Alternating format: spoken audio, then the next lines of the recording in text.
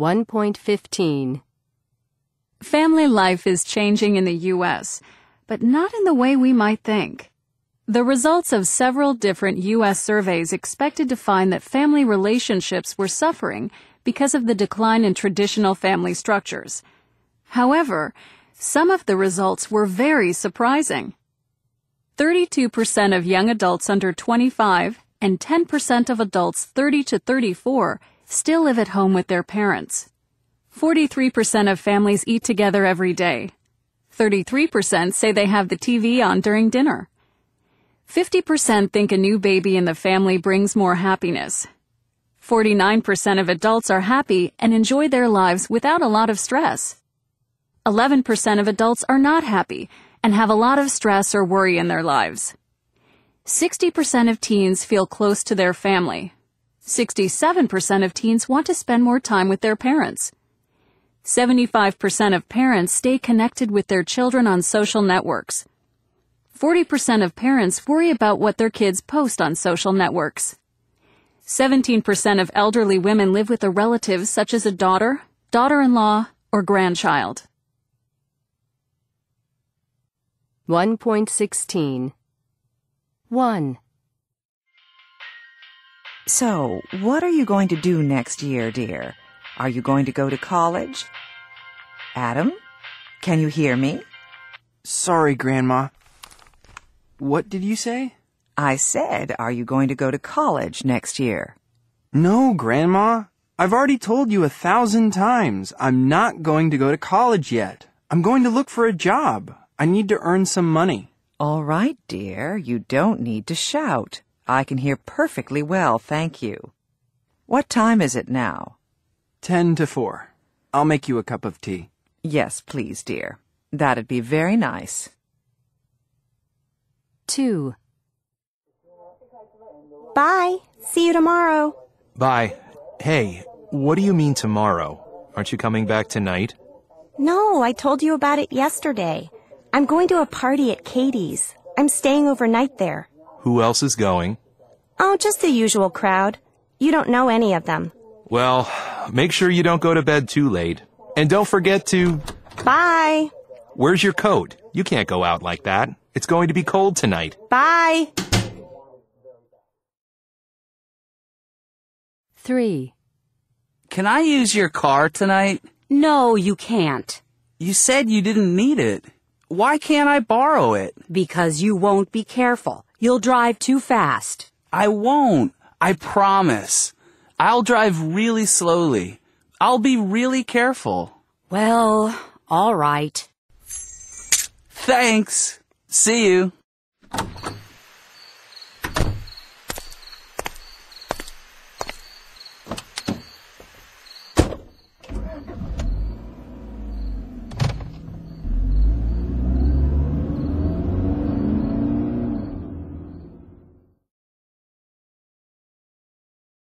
One 1.17. My sister's going to adopt a child. Are you going to buy a new car or a used one? I'm not going to go to New York City tomorrow. The meeting is canceled. 1.18. The Yankees are going to win. They're playing really well. Look at those black clouds. I think it's going to rain. 1.19. Lorna and James are getting married in October. We're meeting at 10 o'clock tomorrow in Jack's office. Jane's leaving on Friday and coming back next Tuesday. 1.20. I'll have the steak. I won't tell anybody where you are. I'll carry that bag for you.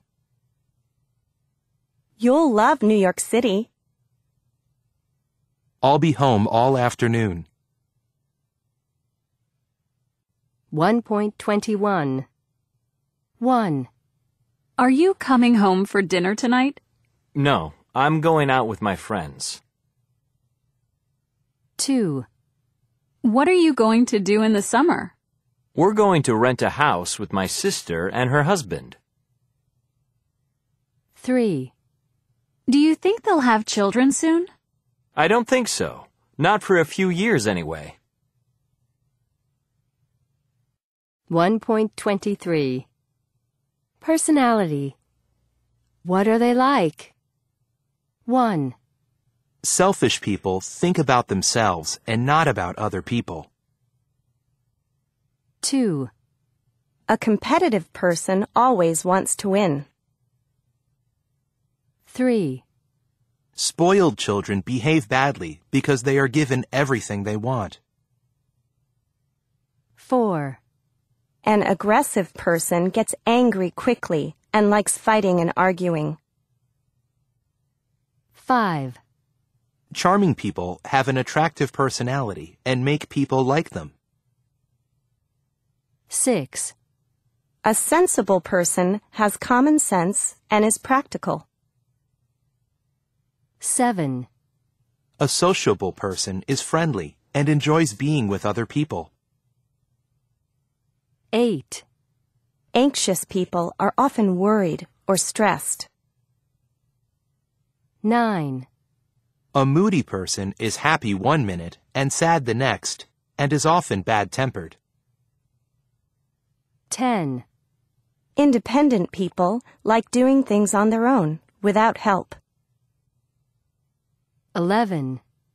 A bossy person likes giving orders to other people. 12. An affectionate person shows that he or she loves or likes people very much. 13. A jealous person thinks that someone loves another person more than him or her, or wants what other people have. 14. A sensitive person can be easily hurt or offended. 15. An ambitious person wants to be successful in life. 16. A reliable person is someone who you can trust or depend on. 17. A rebellious person doesn't like obeying rules. 18. A stubborn person never changes his opinion or attitude about something. 1.24. Opposites. Generous. Cheap. Insecure. Self-confident. Lazy. Hardworking. Quiet. Talkative. Shy. Outgoing. Smart. Stupid. 1.25.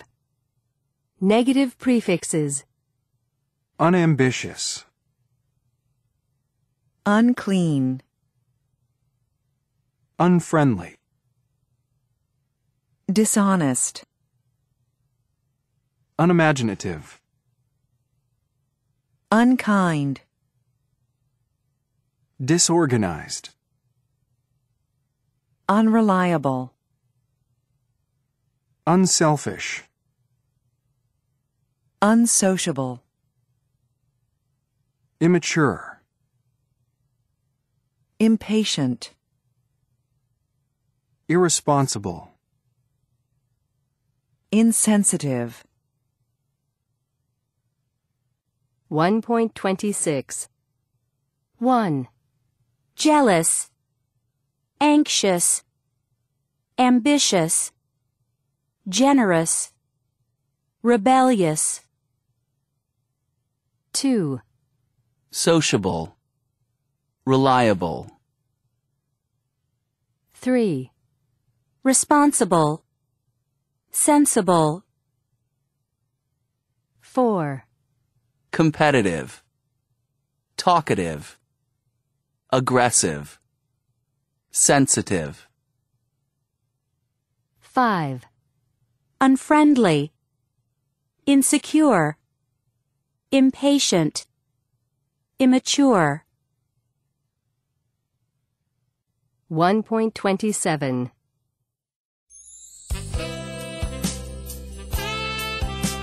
This morning we're talking about family and family life. And now Danielle Barnes is going to tell us about a book she has just read called Birth Order by Linda Blair. So, what's the book about, Danielle? Well, it's all about how our position in the family influences the kind of person we are.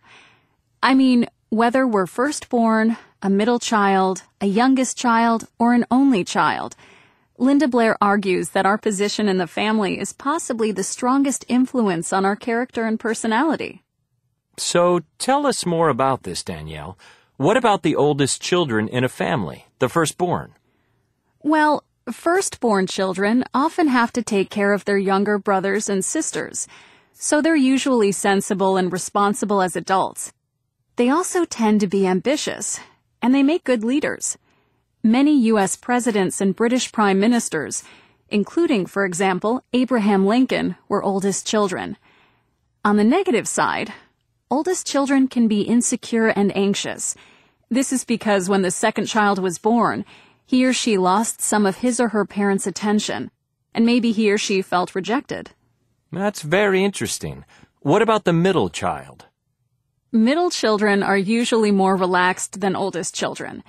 That's probably because the parents are more relaxed themselves by the time the second child arrives. They're usually very sociable, the kind of people who get along with everybody. And they're also usually sensitive to what other people need. Now, this is because they grew up between older and younger brothers and sisters. For the same reason, they're often good at sorting out arguments, and they're always sympathetic to the ones on the losing side, or, in general, to people who are having problems. On the other hand, middle children can sometimes be unambitious, and they can lack direction in life. And youngest children? I was very interested in this part of the book because I'm a youngest child myself. It seems that youngest children are often very outgoing and charming. This is the way they try to get the attention of both their parents and their older brothers and sisters. They are often more rebellious, and this is probably because it's easier for the youngest children to break the rules. By this time, their parents are more relaxed about discipline. On the negative side, youngest children can be immature and disorganized, and they often depend too much on other people. This is because they have always been the baby of the family. Fascinating. And finally, what about only children?